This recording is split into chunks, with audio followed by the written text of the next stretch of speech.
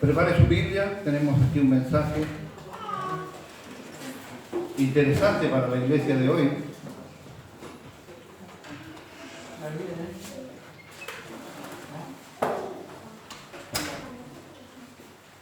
El mundo está dividido en dos grandes grupos de personas. Están aquellos que no conocen al Señor y que tienen un profundo y real rechazo por la palabra de Dios. Y en la medida que avanza el tiempo para llegar al fin, o por lo menos al establecimiento del anticristo, que es una de las primeras paradas que va a tener la sociedad. Y después tenemos el otro grupo que ha aceptado la palabra del Señor. Y dentro de ese grupo tenemos subgrupos. Tierra fértil, gente que está de verdad interesado en cumplir con ese tercer punto que nos decía el Señor en la apertura. Ser transformado, ¿no? Debe ser transformada nuestra mente a través del conocimiento.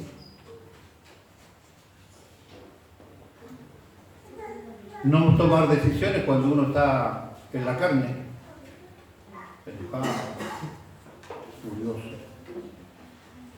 molesto. Uno de los más grandes logros que yo he tenido como viejo es haber aprendido a cerrar la boca cuando estoy enojado. Cometí demasiados errores y tuve que pedir demasiadas veces disculpas, si es que uno pide disculpas, ¿no es cierto? Por haber hablado en tiempos de enojo. Y tercero, tener la disposición del corazón de que Dios nos pueda transformar a través de la palabra de Dios. El Espíritu Santo trabaja utilizando la palabra de Dios. Y dentro de este grupúsculo que acepta la palabra de Dios tenemos, como les decía, otros grupúsculos. Tenemos los sensibles, lo hemos estudiado también en la iglesia. Aquellos que creen que todas las palabras están direccionadas para ese corazón. El pastor se tomó la tarea de estar 2 días preparando la prédica y era a mí. Eligió los textos para mí. Después están los cuestionadores. ¿Será así? Y podríamos así enumerar un montón de otras situaciones. Lo cierto es que lamentablemente en este tiempo no todo el mundo tiene la disposición de escuchar la voz de Dios. Está profetizado de la boca de Pablo para con Timoteo. Hoy día leía y estudiaba allí, escuchaba también unos videitos ahí con mi esposa sobre el libro de Tito, impresionantes las enseñanzas de Tito, que tienen que ver también con este tema y con este tiempo. ¿Qué decir de las cartas del Señor Jesucristo a las iglesias de Asia? Y así podríamos enumerar a un montón de otros grandes voceros de Dios que han caracterizado a esta iglesia, la iglesia del siglo XXI, como la peor de todas. Hoy yo quiero hablar de algo que está escaseando dentro del pueblo cristiano. Creo que esto empezó por allá por el siglo XX y se continúa y se va a agravar en el tiempo presente y futuro. Y tiene que ver con la consagración a Dios.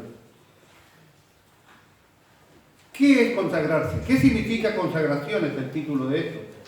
¿Qué significa? ¿Cuál es el significado de consagrarse a Dios?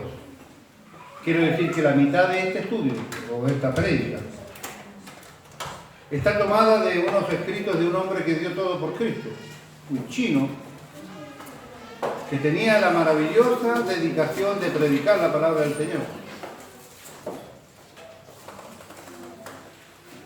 Y escribía libros y trabajaba y predicaba y abría iglesias en China. El gobierno chino no tuvo mejor ocurrencia de que tomarlo prisionero y cortarle un brazo. Él era diestro y le cortaron la derecha. Adivine qué hizo el chino. Aprendió a escribir con la izquierda. Siguió escribiendo, siguió predicando y siguió levantando iglesias. Hasta que el gobierno chino lo tomó preso y adivine, le cortó la izquierda. A este tiempo ya lo metieron preso durante muchísimos años. Y como ya no tenía brazos, podía simplemente él hablar, y hablaba a los presos en la cárcel, y consiguió que otro les escribiera los libros y empezó a mandarlos fuera de la cárcel y seguía levantando iglesias. Hasta que el gobierno chino no tuvo mejor ocurrencia que cortarle la lengua. Además de las torturas y del sufrimiento que tuvo durante todos sus años de cárcel. Este hermano nuestro se llamaba Watchman Nee. Y la mitad de este escrito que yo le voy a compartir ahora es de él. Y por supuesto está personalizado de mi parte para la iglesia, obviamente, porque esta prédica es para nosotros. El significado de consagrarse a Dios, Watchman Nee. ¿Qué significa consagrarse a Dios? ¿Qué implica y en qué aspecto de la vida cambian cuando uno se consagra a Dios? Basándonos, sin olvidar, por supuesto, que Él nos ha comprado en el mercado de esclavos, pagando con la sangre de Cristo. Nos separamos de todo lo demás y vivimos a partir de ese momento por Él y para Él, que era lo que nos decían a la apertura, ¿sí? Entonces, ¿qué implica y en qué aspecto de la vida cambian cuando uno se consagra a Dios?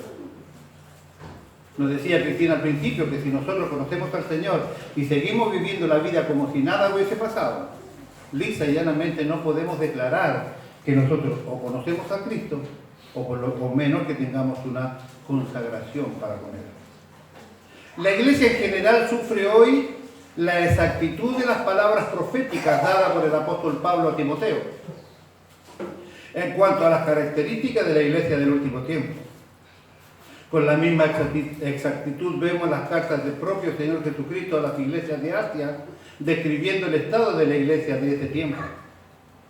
Así podría recordar a otros instrumentos de Dios hablando sobre el mismo asunto, pero prefiero echar mano a la enseñanza de Dios para nosotros que el viernes recientemente pasado el Señor nos ha compartido con respecto a la fe en Dios.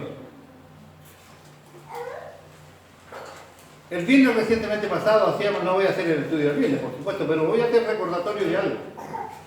Hablábamos sobre el tema de la ofrenda de Caín y de Abel. Y ahí hablábamos sobre unas pautas interesantes que tenía que ver. Habíamos hablado sobre la palabra katá, ¿no es cierto?, que dice en el hebreo para pecado. Hay 3 graves malas palabras, le llama allí un hermano, 3 malas palabras para identificar la condición de la sociedad en este tiempo. Pecado, iniquidad y rebeldía. La palabra katá significa claramente errar el blanco. Y él se remontaba a la primera página de la Biblia cuando dice que el hombre fue hecho a imagen y semejanza de Dios. Entonces, decíamos el viernes que la palabra katá, que nos identifica errar el blanco, no tiene mucho significado religioso propiamente dicho. Errar el blanco, uno no puede errar en muchísimas cosas. Uno puede errar el blanco en muchísimas cosas que no tienen que ver solamente con la fe. Pero allí el hermano lo asociaba y decía que errar el blanco es que si yo sé que mi hermano, sé que mi esposa, sé que mis nietos o cualquiera de los míos, ustedes, fueron hechos y creados a imagen y semejanza de Dios, la idea de Dios es que yo pueda amar a ese que representa a Dios en la creación. Es la primera y la responsabilidad grave de que nosotros tenemos que saber que para no errar en la relación con Dios tenemos que amar a nuestro prójimo como a nosotros mismos. Decíamos también y recordábamos que el decálogo, los 10 mandamientos, tiene la mitad. Los primeros 5 mandamientos están claramente identificados, es decir, mira, en esto puedes no amar a Dios, y tiene los 5 primeros mandamientos. Y en los segundos 5 mandamientos está diciendo, en esto puedes errar de no amar a tu hermano. El decálogo está dividido en esas 2 grandes partes.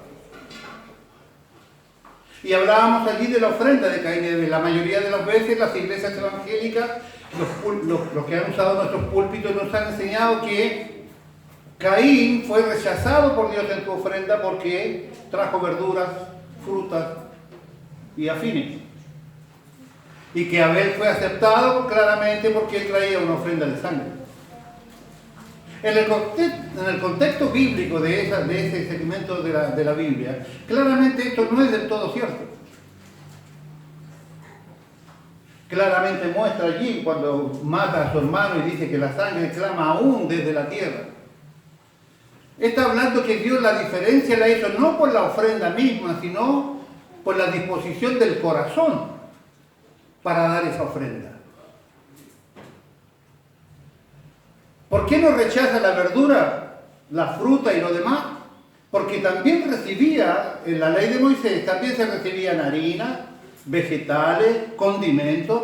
¿Por qué tendría que ser en aquella ocasión rechazar eso porque no le agradaba y después ponerlo en su ley para que se ofrendaran de esas cosas? No tiene sentido. La disposición del corazón es lo que hizo la gran diferencia entre la ofrenda que dio Caín y la ofrenda que dio Abel. O sea que cada uno de nosotros que trae ofrendas a nuestro Dios, ofrenda de alabanza, ofrenda de servicio, ofrenda de trabajo, ofrenda de dinero, ofrenda de lo que quiera, usted tiene que entender que para que esa ofrenda no se convierta en la ofrenda de Caín, usted tiene que tener un corazón acorde a lo que usted da y para quién se lo da. Estamos relacionados con un Dios que nos dijo que teníamos que amar a Dios y a nuestro prójimo como nosotros mismos. No importa lo que usted dé, no importa lo que usted estudie, no importa lo que usted predique, no importa lo que usted aprenda, no importa que usted se sacrifique, si su corazón no está direccionado de acuerdo a la obediencia de ese tercer punto que decía Cristina.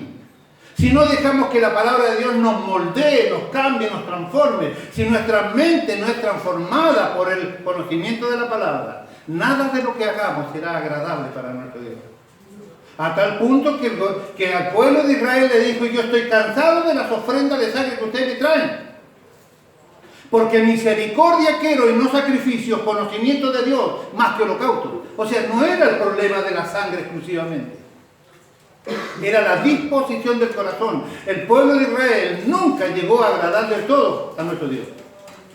Y él rechazó aquellas ofrendas.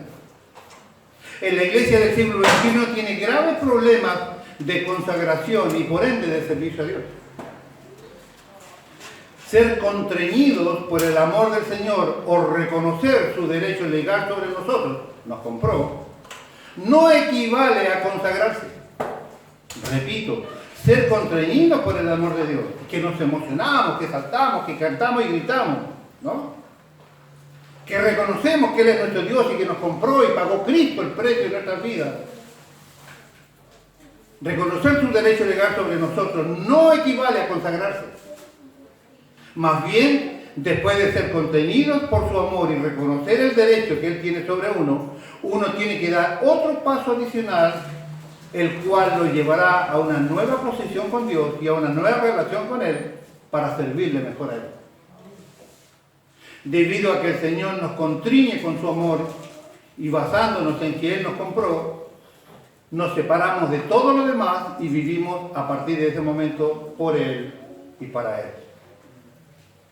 ¿En qué consiste entonces la consagración? Si no es que yo reconozco que Él es dueño mío y que el amor me mueve y el Espíritu Santo me emociona y todo esto. ¿En qué consiste entonces la consagración? Algunas versiones traducen la palabra consagrarse o consagración en el Antiguo Testamento como recibir el servicio santo.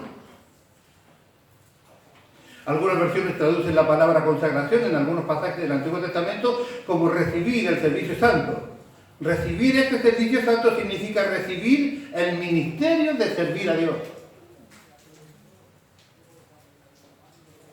Les dije al principio, la iglesia de este siglo tiene problemas de servicio. Y les dije lo de Caín y Abel para que entendamos que cuando nosotros hacemos algo con un corazón todo empiojado y empobrecido, no es del agrado de Dios. Claramente se lo digo, para que podamos entender lo que sigue. Algunas versiones traducen la palabra consagración en algunos pasajes del Antiguo Testamento como recibir el servicio santo. Recibir este servicio santo significa recibir el ministerio de servir a Dios. Lo he repetido hasta el cansancio y sé que mi iglesia no ha entendido del todo. que no todo el mundo puede servir a Dios, que no todo el mundo tiene la libertad de cantar a Dios, que no todo el mundo alegra el corazón de nuestro Dios cuando le cantan alguna canción por allí. Recibir el ministerio de servir a Dios es declararle al Señor: yo me separo de todo para servirte porque tú me has amado. Repito, recibir el ministerio de servir a Dios es declararle al Señor: yo me separo de todo para servirte porque tú me has amado. Me separo de todo. Me separo de la vieja vida, me separo de la vieja manera de pensar, me separo de la vieja manera de actuar, me separo de la vieja costumbre, me separo de todo aquello que se iguale al mundo, porque hemos sido separados, santificados para el uso exclusivo de Dios. Eso es santidad, ¿verdad? Amén. Vaya conmigo, si quiere, a Éxodo capítulo 28, versículo 1, versículo 2, 29.1, 29.4, 29.9 y 10. Yo se lo voy a leer si usted me acompaña. Está aquí. Amén. No se desvíe, no se vaya por las ramas, quédese allí sentado en el trono. ¿Sí? Éxodo 28.1 leemos en el nombre del Señor. Hará llegar delante de ti a Aarón tu hermano y a sus hijos consigo, de entre los hijos de Israel, para que sean mis sacerdotes. Y Aarón y Nadab y Abiú, Eleazar e Itamar, hijos de Aarón. Versículo 2. Hará vestiduras sagradas a Aarón, tu hermano, para honra y hermosura. Guárdese el versículo 2 en su corazón, por favor. Hará vestiduras sagradas a Aarón, tu hermano, para honra y hermosura. 29.1 del mismo libro, Éxodo. Esto es lo que le harás para consagrarlos, para que sean mis sacerdotes. Toma un becerro de la vacada y 2 carneros sin defecto. 4. Y llevarás a Aarón y a sus hijos a la puerta del tabernáculo de reunión y los lavarás con agua. Versículo 9. Le ceñirás el cinto a Aarón y a sus hijos y le atarás a las tiaras y tendrán el sacerdocio por derecho propio. Así consagrarás a Aarón y a sus hijos. Después llevarás el becerro delante del tabernáculo de reunión y Aarón y sus hijos pondrán las manos sobre la cabeza del becerro. Después de leer Éxodo 28.1.2, 29.1, 4, 9 y 10, vemos que la consagración es algo muy especial. Israel fue la nación escogida por Dios, según 19, versículos 5 y 6, lo cual no vamos a leer, pero no llegó a ser una nación consagrada. Israel fue una nación escogida por Dios, pero no llegó a ser una nación consagrada. Si bien Israel estaba compuesto de 12 tribus, no todas ellas recibieron el servicio santo, solo la tribu de Leví recibió tal servicio. La tribu de Leví fue escogida por Dios, según Números 3, del 11 al 13. Sin embargo, no toda la tribu estaba consagrada. No todos los levitas eran levitas en el sentido que nosotros conocemos, ya que entre los levitas solo se asignó el servicio santo a la casa de Aarón. El servicio santo no se le fue dado a todos los israelitas, ni tampoco a todos los levitas, sino solo a la casa de Aarón. Ella fue la única que recibió el servicio santo, la única autorizada para servir a Jehová. Solo los miembros de la casa de Aarón eran aptos para ser sacerdotes y para consagrarse a Dios. Damos gracias a Dios que nosotros somos los miembros de aquella casa. Gracias por tu entusiasmo. Le estoy dando la gran diferencia entre usted y el resto de la sociedad. Damos gracias a Dios que hoy somos nosotros los miembros de esa casa. Todo aquel que cree en el Señor Jesucristo es miembro de esta familia de Dios. Todo aquel que ha sido salvo por la gracia es sacerdote, dice Apocalipsis 1, 5 y 6. Dice así: y de Jesucristo, el testigo fiel, el primogénito de los muertos y soberano de los reyes de la tierra, al que nos amó y nos lavó de nuestros pecados con su sangre y nos hizo reyes y sacerdotes para Dios su Padre. A Él sea gloria e imperio por los siglos de los siglos. Amén. Dios nos escogió para que fuésemos sacerdotes. Usted es un sacerdote. Créame, crea que está escrito. Usted es un sacerdote. Ya me voy a tener dos minutos o uno quizás en decirles cuál es la importancia de ser sacerdote. Al principio, solo los miembros de la casa de Aarón podían consagrarse. Y si alguien que no pertenecía a esa casa se acercaba al lugar santísimo, simplemente moriría, decía Números 18:7. Debemos recordar que solo aquellos que son escogidos por Dios como sacerdotes pueden consagrarse a Dios. Así que únicamente los miembros que pertenecen a dicha familia podían estar consagrados. Hoy, Dios nos ha escogido para ser sacerdotes. Por consiguiente, somos miembros de esta casa y somos aptos para consagrarnos. Y de esto podemos ver que el hombre no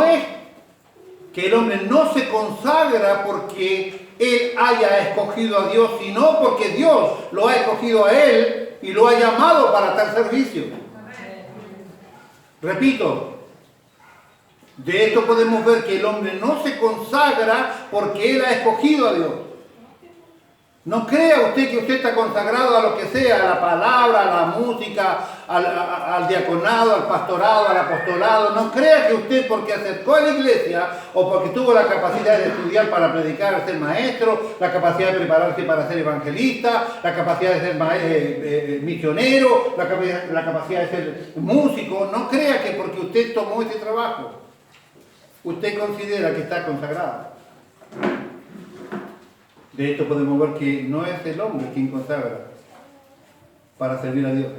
Es que Dios nos ha escogido para que le seamos útiles. Aquellos que piensan que le están haciendo un favor a Dios por el hecho de haberlo dejado todo, son advenedizos, dice Guadmaní. Realmente no se han consagrado nunca. Debemos darnos cuenta de que nuestro servicio a Dios no es un favor que le hacemos a Él, ni una expresión de bondad para con Él. No es que usted está siendo bueno por servir a Dios. No es que usted está siendo generoso y consagrado por servir a Dios. Ofrezcamos voluntariamente para la obra de Dios, sino que Dios nos ha concedido su gracia, dándonos una porción de su obra puesta en nuestras manos y así concediéndonos tal honra y tal hermosura. Servir a Dios por voluntad de Él es que usted se puede llenar de honra y de hermosura. No hay manera que usted pueda vestir vestiduras de honra y hermosura si no es a través del servicio a su Dios. La Biblia afirma que las vestiduras sagradas de los sacerdotes le daban honra y hermosura.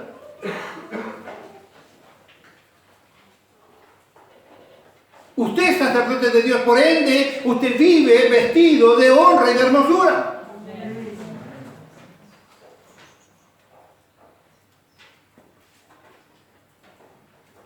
La consagración es la honra y la hermosura que Dios nos da. Es el llamado que Dios nos hace para que le sirvamos de manera santa.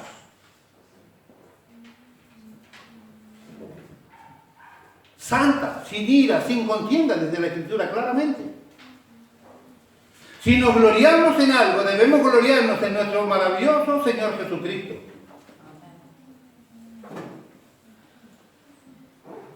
Esto que anoté acá, no creo que tengamos nosotros un problema de esta índole aquí en la iglesia, de verdad creo que no. Pero sí lo he visto en un montón de lugares. Y voy a explicar por qué creo que aquí no sucede esto. Y si sucediera, me pondría muy triste porque significaría que somos literalmente ciegos como Bartimeo. Algunos sufren el mal de la etiqueta.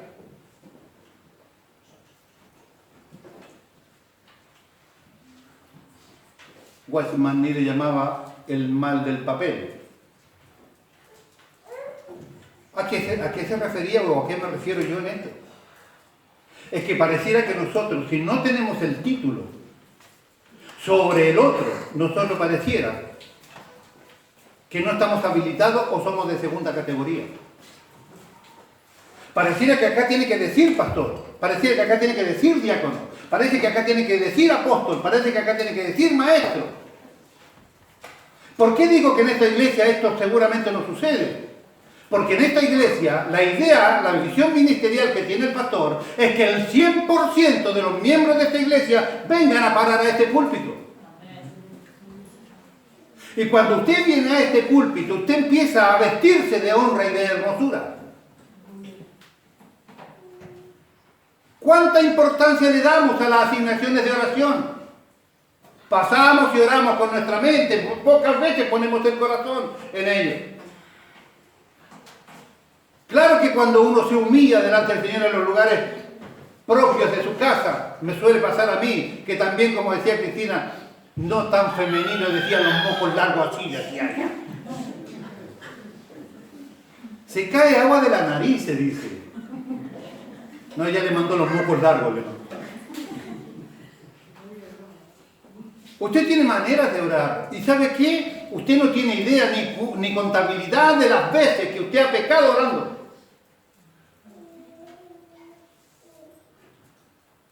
¿Se acuerda de Marta, María y Lázaro? María a los pies del Señor, ella escuchando las maravillas que declaraba él. Y Marta afirmada de la puerta ahí que se le cabía el marco de la puerta de la bronca que tenía. Señor, a ver si le decía a esta que me venga a dar una mano. ¿No? ¿Te acuerdas? Es tan simple darle una orden a Dios. ¿Cuántas veces nosotros le decimos que haga así, así, así, así, así, así? Señor, haz esto, tráeme este, saca para allá y lleva para acá. ¿Cuántas veces? 1000 veces. Si usted es asignado para orar, ¿qué papel está cumpliendo? Ponemos ahí la lista claramente de las oraciones que tenemos pendientes para clamar a nuestro Dios. Usted toma la necesidad del pueblo, la lleva a la presencia del Señor y la presenta delante de su altar. ¿Ese qué es? ¿Quién hacía esa tarea? Esa es tarea sacerdotal. Usted está allí siendo vestido de honra y de hermosura cuando toma los pedidos y las necesidades del pueblo para que llegue a la presencia de nuestro Dios. ¿Necesitamos un giro de orador? ¿Necesitamos darle un cartel? Yo oro. Y cuando nosotros le asignamos a toda la iglesia a que sean portadores de la palabra, de la apertura, de la prédica o de lo que sea, ya sea aquí, en las damas y donde quiera que nos reunamos, ¿cuál era la tarea? De tomar la palabra de Dios, ponerla en las manos de un hombre y llevarla al pueblo. ¿Acaso no es la tarea de un profeta?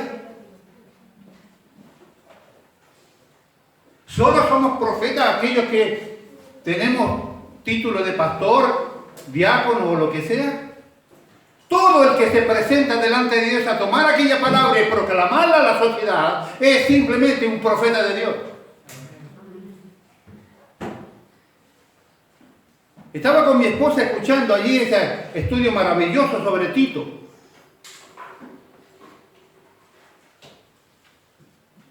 Donde el hermano allí dice claramente las razones por las cuales el apóstol Pablo mandó a Tito hasta la isla de Creta. Había un montón de iglesias allí en casa y había de todo tipo de líderes. Y le dijo, quiero que vayas allí a ordenar aquel lugar y le digas lo que yo te he enseñado. Y le mandó una carta de presentación a los de Creta. Yo soy Pablo, siervo de Dios y bla, bla, bla. Y les envío a él para que él les diga a ustedes las cosas claras que tienen que aprender.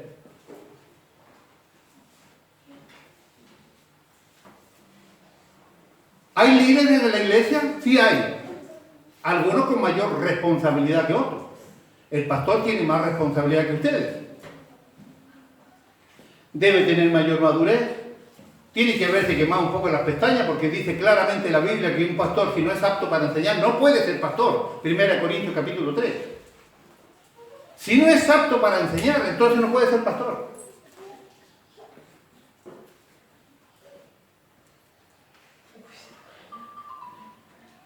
Tiene que tener ciertas características. ¿Hay diáconos? Sí, hay diáconos.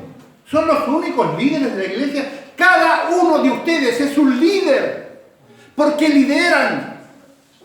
Cada vez que lo mandamos aquí a dirigir las canciones es que usted está liderando, usted está siendo cabeza, usted está honrándose y te lleno de hermosura porque estás llevando la cabeza a tu pueblo para que Dios alabe y su nombre sea bendecido. La iglesia está llena de líderes, no son ustedes ovejas, son líderes. Líderes, estudia el libro de Tito y te va a dar cuenta que la iglesia está llena de gente que tiene liderazgo. No necesita título ni papel, por Dios. Se necesita disposición de servicio, humildad del corazón para decir, esto no lo puedo hacer todavía porque no lo sé, pero deme que esto lo hago yo. La iglesia del siglo XXI tiene un problema de servicio. Nos servimos a nosotros mismos. Cada uno de nosotros quiere hacer lo que le parece y tener razón en todas las cosas que miramos. Nos hemos plantado frente a nuestra casa para ver en la comparsa del resto de las personas, siempre con la misma visión. Nunca nos hemos tomado el trabajo de cruzar en la vereda para ver cómo la ve el otro. La iglesia está llena de líderes. El hermano dice allí una verdad que yo grabo en mi corazón y la acepto y la tomo para mí. El mejor evangélico que yo puedo ver en este mundo son ustedes, porque estoy viéndolos ahora. Usted para mí es el mejor de los evangélicos que existen en este planeta. Porque usted está capacitado por Dios, porque está hecho a la imagen de Dios, porque ha sido llamado para vestir honra y hermosura a través del servicio a nuestro Dios. Pero ¿por qué nosotros menospreciamos tanto lo que Dios nos da? ¿Por qué tenemos contaminado nuestro servicio? ¿Por qué nos pareciera que nosotros somos el meollo de la alabanza y de la adoración a nuestro Dios? No estoy hablando exclusivamente de Jesús Rey de Gloria, aunque tenemos dificultades. Donde quiera que hemos ido ha pasado esto. Fuimos a la República de Chile y pasó lo mismo. A las iglesias que conocí allí un montón de veces. A las iglesias de la zona que yo conozco también ha pasado igual. ¿Por qué pareciera que las personas, los pastores, los evangelistas, los apóstoles, pareciera que tenemos nosotros un plus especial sobre los demás? Lo único que tenemos sobre ustedes es responsabilidades.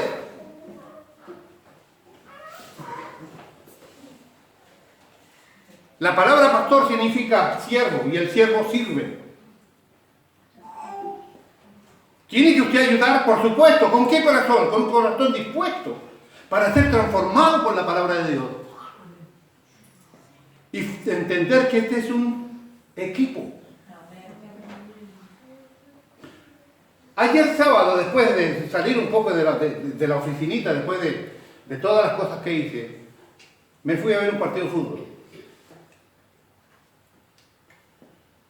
Cuando terminó el partido, la periodista deportiva, una dama, entrevistaba a uno de los jugadores principales de Defensa y Justicia.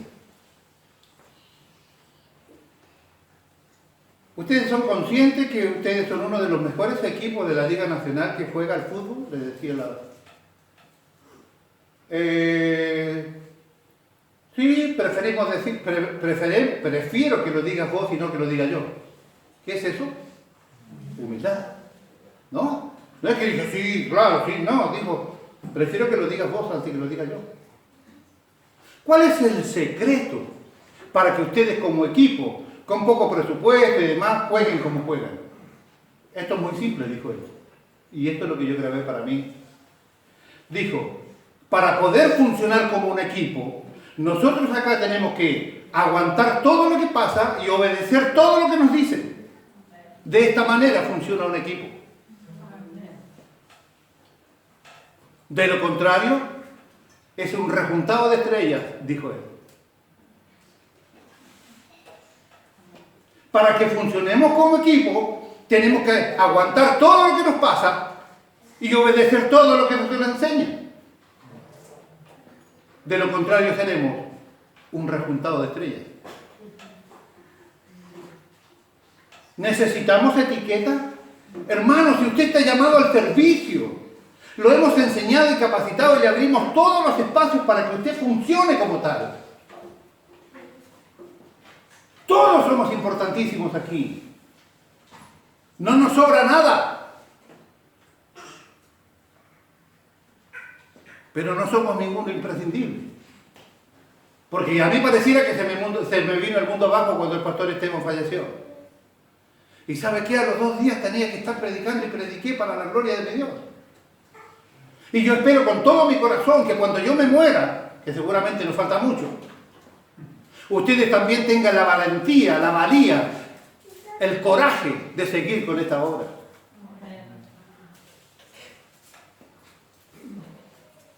Algunos sufren del mal de la etiqueta. No creo que aquí pase esto porque todos les doy direcciones, a todos les doy tareas, le abro el espacio, los capacito para ellos. Me he endeudado para que usted tenga los elementos que puedan utilizar para el servicio. Nadie me puede acusar a mí que yo no lo haya habilitado, dado lugar o no haya sacrificado algo de mí para que ustedes sirvan. ¿Por qué? Porque estoy convencido de lo que le vengo predicando algo hace años. No todo el mundo puede alabar a Dios. No todo el mundo puede predicar de Cristo. No todo el mundo está habilitado para levantar las manos. No todo el mundo. Nosotros sí. Porque Dios nos eligió para que nos consagremos a su servicio. Pero no es por lo que nosotros hacemos. Es porque fuimos elegidos por Él. Que el Señor nos tenga por siervo no constituye ninguna maravilla. Tiene tanto, otros mejores que nosotros. Yo puse aquí, teñido con gris, pero que el Señor nos tenga a nosotros por siervo no constituye ninguna maravilla, pero que nosotros tengamos un Señor como Él, esto sí es maravilloso. Esto sí es maravilloso. Debemos ver que la consagración es el resultado de haber sido escogidos y que servir a Dios es un honor y un placer. Amén, gloria a Dios. Debemos ver que la consagración es el resultado de haber sido escogidos por Dios y que servir a Dios es un honor y un placer. No estamos exaltando a Dios si pensamos que estamos haciéndole un sacrificio a Él. O si pudiéramos gloriarnos por nosotros mismos. La consagración equivale a que Dios nos glorifica a nosotros. La consagración equivale a que Dios nos glorifica a nosotros. No alcanza a entender la profundidad de esto. Cuando le enseñaba sobre la fe en Dios, le dije, no es que usted tenga fe en Dios, es que Dios tiene fe en usted. No es que usted simplemente glorifique a Dios, Dios lo glorifica a usted. Usted se convierte en importante cuando Dios hace esto. Usted se llena de honor y de hermosura cuando está sirviendo a tu Dios. Debemos postrarnos ante Él y exclamar, gracias Señor, porque tengo parte de tu servicio en mis manos.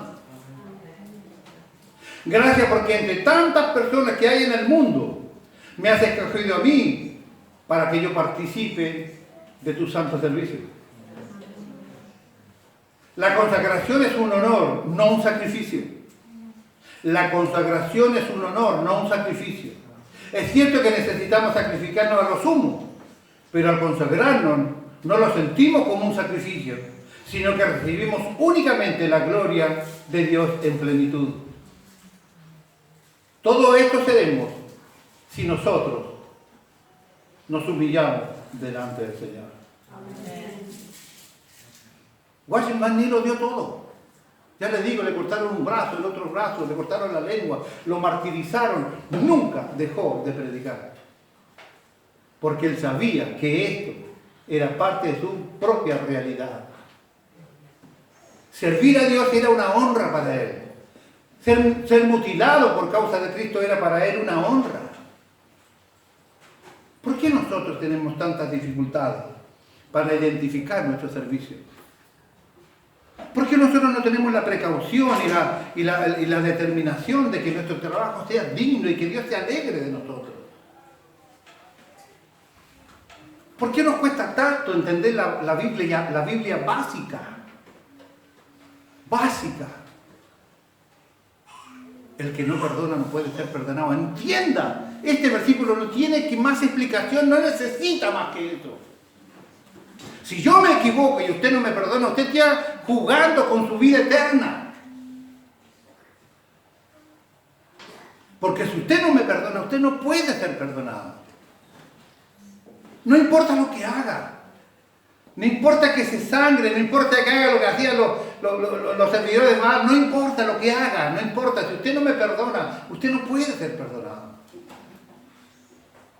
Necesitamos entender que la valía nuestra está en tratar de parecernos todo lo posible a Jesús. Porque cuando Él vuelva, dice allí Juan claramente, voy pues a preparar lugar para vosotros, para que donde yo estoy, vosotros también estéis. Volveré y tomaré de mí mismo. O sea, tomaré lo más parecido a mí, irá conmigo al cielo. Hermanos, tiene la gran posibilidad de vivir vestido de honra y de hermosura. Tiene la gran posibilidad de ser una de las personas más importantes de este planeta. Ser vocero de Dios, ser sacerdote de Dios, porque fuimos elegidos para hacer esta tarea. No te conformes con menos que esto. No te conformes con menos que esto. Cada uno de nosotros sabe qué tipo de ofrenda ha dado al Señor durante toda su vida. El otro día yo les decía una frasecita el día viernes muy interesante. Si usted es amigo de su pecado, usted no se ha reconciliado con Dios. Y hoy nos decían lo mismo al principio. Que no tenemos... Cristina nos pide que leamos todos juntos y ella tiene una versión extrañísima. Ahí decía que no tenemos que conformarnos a este mundo. No tenemos que ni conformarnos ni parecernos. Si somos amigos del mundo, nos convertimos en enemigos de Dios, dice literalmente la Escritura. Si yo soy amigo de mi pecado, no me he reconciliado con Dios. Tengo a este amigo, no a este. Necesitamos tanta teología para esto. No necesitamos humillación meramente ya. No necesitamos entender que la única manera que esto no sea un grupo de estrellas es que tenemos que conformar un grupo de personas que hagan la voluntad de Dios. Este es el gran desafío.